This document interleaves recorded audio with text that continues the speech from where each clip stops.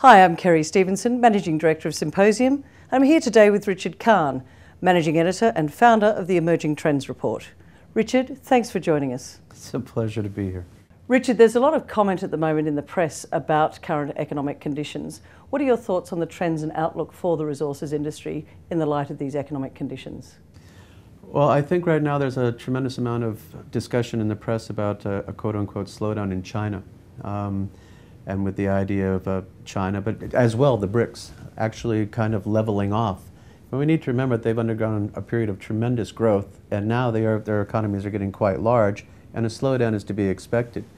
But China and the BRICS are not the only drivers of resources right now.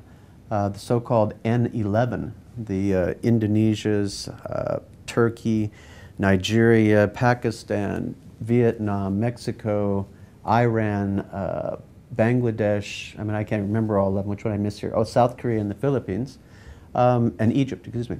Those have very rapidly growing economies with large populations, and their resource demand has been under the radar for some time because everybody's been focused on the slowdown in the US and the EU and the increase or the growth in the BRIC countries. But these thick guys are going right along with them. And they're doing very, very well. Indonesia is a huge trading partner of Australia, as is South Korea and Vietnam, of course. So in the background, this demand is stepping up. And kind of to support that, Goldman Sachs came out with a paper in the last day or two that said that they expected this decade, from 2010 to 2019, to be the decade with the highest growth between 1980 and 2050. And they're projecting a global growth in excess of 4% for this decade.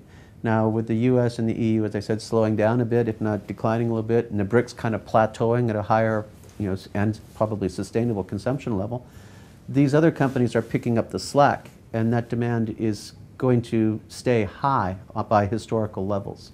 And what are some of the key decisions that you feel will impact the resources and energy industry, specifically, I guess, in the near term? Well, here in Australia, as you know, we have a decided focus on specialty metals and gold, of course, but in particular specialty metals and gold companies. And the biggest problem facing the small companies that are trying to get these projects developed are the same problems they've had historically, and that's lack of access to capital, and that lack of capital resulting in management having to dilute their equity in order to survive.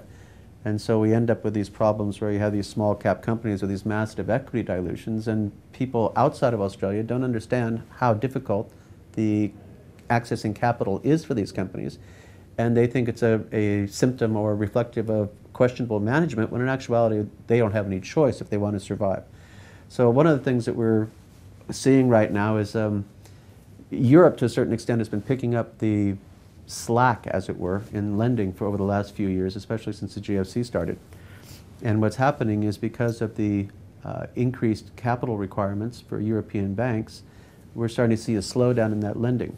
We expect that will exacerbate the situation, but what will happen also will be that there will be an increase, a corresponding increase in M&A. Now, the merger and acquisition area we think is going to pick up for a number of reasons. One, we live in a world that is utterly awash in liquidity. We've got central banks all over the planet printing like there's no tomorrow. Corporations at some point are going to understand, well, hold on, we can do that too. It's called company script. And so they will be able to buy these small companies and pick up some very good assets very cheaply.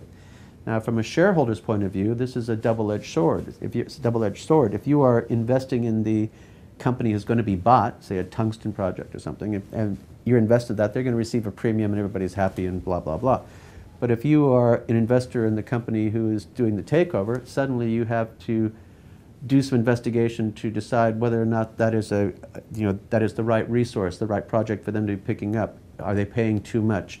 Is this going to be some kind of habit-forming equity dilution that they're going to use to mask other things? So it becomes a question of really paying attention and getting close to management and understanding what they're doing and why they're doing it. But we certainly see this picking up. Richard, in the light of what you've just said, why do you think it's important that Australians really educate themselves and understand what's going on in this sector? I want to tell you how old I am, but I've been investing for a long time, and what I will tell you is that this is by far the most cutthroat, demanding investment environment I have ever experienced. There are so many cross currents, there are so many operational paradoxes extant in the market right now that for the small investor it is very, very difficult to get a good grasp on what's going on.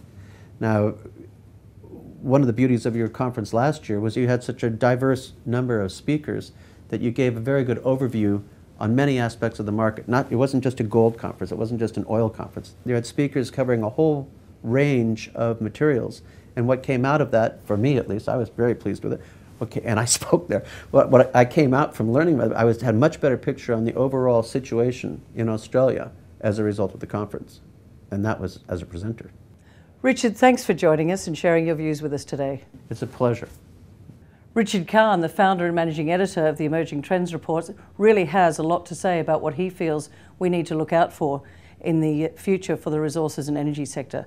He'll be one of the keynote speakers at the Resources and Energy Symposium in Broken Hill this May, along with a great variety of other keynote speakers, and where you can really understand what's going on in the resources and energy sector. I look forward to seeing all of you in Broken Hill this May. Thank you.